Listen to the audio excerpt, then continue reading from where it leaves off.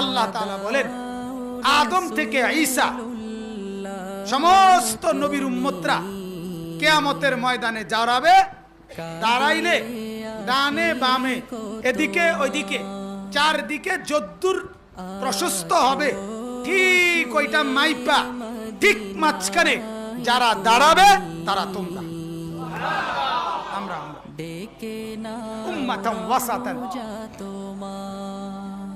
ঠিক মিডলে মাঝখানে আল্লাহ তাআলা আমাদেরকে দাঁড় করাবেন। আচ্ছা, দাঁড় করিয়ে কি করবেন? লিতাকুনু শুহাদা আলান নাস। কি করবেন? সমস্ত আম্বিয়াদেরকে আল্লাহ তাআলা বলবেন একজন একজন করে।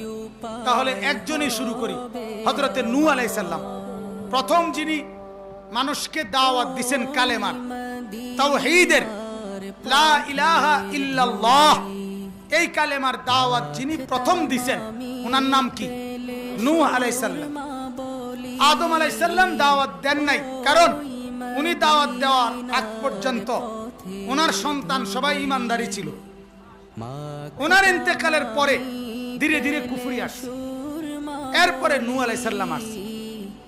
তো নূহ আলাইহিস সালাম প্রথম দাওয়াত দিছে তাওহীদের। কিসের তাওহীদ? কি কন্ত?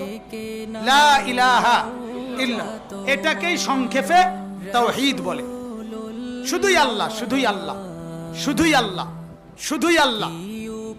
তো এই তাওহীদের দাবি করবে নবী নূহ আলাইহিস সালাম যে আল্লাহ একদিন না দুই দিন না 950 বছর আমি আমার কওমকে তাওহীদের দাওয়াত দিছি।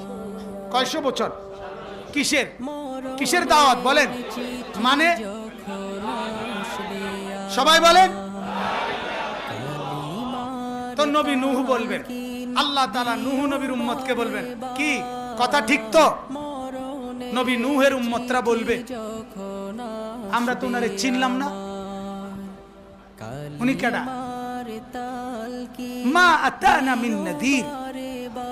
কত বড় ডাকাত, কত শক্ত হারামি, বাপরে বাপ।